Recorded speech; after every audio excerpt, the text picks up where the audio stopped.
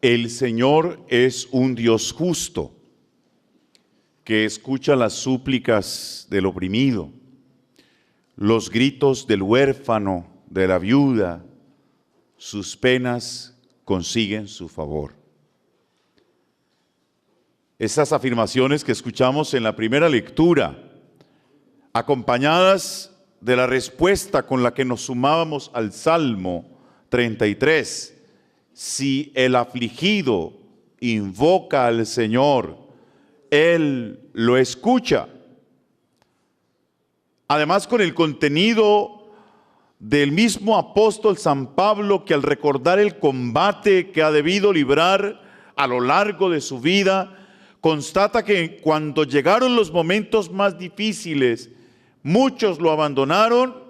Él afirma: solo Dios estuvo conmigo, Él no me abandonó. Y luego el Evangelio nos presenta esta súplica de dos personajes que tienen actitudes tan distintas, pero que en el fondo nos deja una lección, y es que el Señor está allí escuchando la plegaria del atribulado. Ese publicano que no se atrevía ni siquiera a levantar los ojos a Dios, que con mucha vergüenza y dolor por sus pecados, solo atina a decirle al Señor: ten piedad de mí, que soy un pecador. Se levanta mirado misericordiosamente por Dios. Todos estos momentos que he querido resaltar de cada una de las lecturas nos dan la nota principal de estos textos bíblicos, el mensaje central. El mensaje central es Dios mismo. Dios es un Dios que escucha. Dios es un Dios sensible a los dolores y a las angustias de la humanidad que sabe presentarse ante Él con la actitud de vida. Dios es un Dios cercano. Es lo que hemos venido reflexionando a lo largo de este año extraordinario de la misericordia, convocado por el Papa Francisco. Un año para tomar conciencia de la cercanía de Dios. Hermanos y hermanas, ¿cuántas veces nosotros hemos estado como San Pablo, sintiendo que todos o muchos nos dan la espalda, que la vida como que se nos puso cuesta arriba, todo nos sale mal, cualquier cosa que tratamos de emprender pareciera que no nos sale? En esos momentos, hermanos y hermanas, tenemos que tener la lucidez de levantar nuestra mirada y nuestro espíritu a Dios, y con el salmista proclamar: si el afligido invoca al Señor, Él lo escucha. Y a partir de eso, entonces, no caer en la tentación de decir incluso Dios me abandonó, sino poder proclamar desde la fe en esta situación: Dios está conmigo, Dios no me abandona, Dios está a mi lado, y con Él podré superar las dificultades, las adversidades, por duras y difíciles que ellas parezcan. Hermanos y hermanas, cuando uno se acerca a Dios, tiene que hacerlo, y esto es lo segundo que quisiera destacar, es lo que también el evangelista Lucas nos quiere enseñar: debe hacerlo con actitudes debidas. Hace 8 días, el evangelista Lucas empezó a enseñarnos a los discípulos cómo debemos orar, cómo tiene que ser nuestra oración ante Dios. Y hoy damos un paso más en esa reflexión. Mis hermanos y hermanas, nosotros tenemos que acercarnos a Dios con la actitud de saber que todo depende de Él y que muy poco depende de nosotros. ¿Eso qué significa? Nosotros estamos acostumbrados a que a medida que vamos creciendo, que superamos las primeras etapas de la infancia, nos vamos volviendo autónomos. En los primeros años de la infancia necesitamos de nuestros papás. Ellos nos cargan, nos llevan en sus brazos. Después empezamos a gatear, ¿cierto? Y ya nos vamos soltando de los papás, ¿cierto? Pero tenemos que volver a ellos porque aún no somos capaces de caminar. Con la ayuda de nuestros padres empezamos a dar los primeros pasitos hasta que logramos irnos desprendiendo de ellos. Pero a medida que vamos creciendo, nuestra vida se va haciendo cada vez más independiente de nuestros padres. Hasta llegar a un punto en el cual que llegamos a creer que ya no necesitamos a nuestros padres. Y ese camino solemos aplicarlo a nuestra relación con Dios.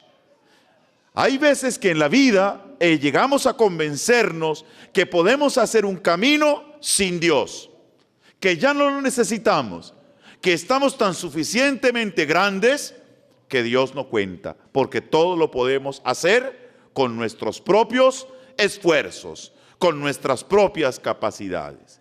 Hermanos y hermanas, al acercarnos a Dios en la oración, esa actitud errada tenemos que hacerla a un lado. Cuando nos ponemos delante de Dios, reconocemos que todo lo necesitamos de Él, que sin Él nada podemos hacer. Lo ha dicho el mismo Señor Jesús: sin mí no pueden hacer nada. Necesitamos de Dios. Hermanos y hermanas, la eficacia de nuestra oración no depende de qué tan buenos seamos, de qué palabras bonitas le digamos a Dios en la oración, de cuántas horas estemos delante de Él. Depende de que Dios es bueno, de que Dios escucha y responde nuestras plegarias. Ese mal hábito entonces de muchas personas que, llevando una piedad errada, piensan que la salvación depende de su esfuerzo, tenemos que purificarlo. Ese fariseo que entró al templo y se sentía de mejor familia, ¿cierto? Y mirando por encima del hombro a los demás: te doy gracias, Señor, porque no soy como esos, como ese que está por allá atrás. Yo soy de mejor familia, yo soy más bueno. Qué grave que nosotros como creyentes lleguemos a creernos mejores que los demás hermanos y hermanas, que somos más santos, que somos más piadosos, que somos más cumplidores de los mandamientos de la ley de Dios, que somos mejores creyentes que otros, y lleguemos a sentirnos con el derecho de señalar, incluso marginar a los demás. La oración verdadera y auténtica nos ayuda a poner los pies sobre la tierra. Todo depende de Dios, porque mis fuerzas están heridas, porque mis fuerzas están siempre en peligro de hacerme caer. Por ello no puedo confiar tanto en mí como debo confiar en la gracia y la ayuda de Dios. Mis hermanos y hermanas, presentarnos como justos y al mismo tiempo despreciar a los demás es una contradicción. Y yo quisiera, hermanos y hermanas, que en un tiempo como en el que nos encontramos, a veces pareciera que nos dividimos entre buenos y malos. Unos que se creen con derecho de decir que los otros son los malos y tienen que desaparecer porque nosotros somos los buenos. ¿Quiénes somos nosotros para tener el derecho de decir quién merece estar, quién merece no estar en una sociedad? Eso solo le corresponde a Dios. No podemos dividirnos entre justos e injustos. Solo Dios. Y Dios ha escogido, oigan esto muy bien, hacer salir su sol sobre justos y pecadores. Yo nunca he visto, solo en las películas, ¿cierto?, alguien que ande con nube propia, ¿cierto?, con aguacero personal. Entonces, ese es muy malo porque ese tiene una nube encima y a él le cae el agua y a los demás le sale el sol.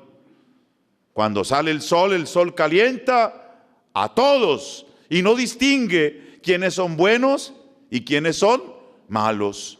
Así es Dios con nosotros. Si Dios es así, Nosotros no podemos segregarnos. Al contrario, tenemos que ser hombres y mujeres de brazos abiertos, no para empujar, sino para acoger, para recibir, para incluir. Una auténtica comunidad creyente no excluye, no margina, no segrega a nadie.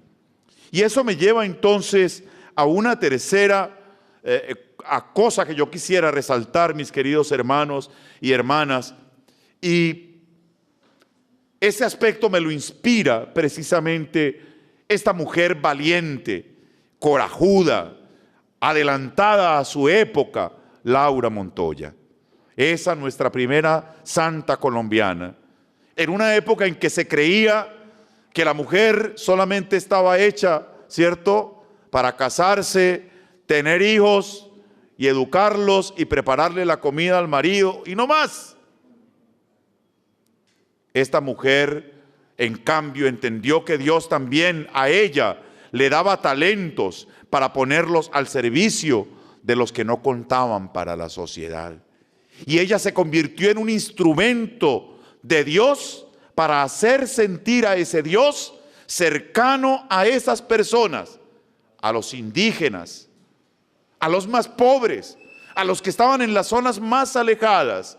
Esa mujer fue una creyente de verdad, una mujer, una creyente que incluyó, que acogió, que valoró a las personas, no por las apariencias, no por su raza, ni siquiera por su credo, porque seguramente esos indígenas tenían una escala de valores y una religiosidad muy respetable, pero por nada de eso ella los excluyó, los amó a todos como Dios la había amado a ella.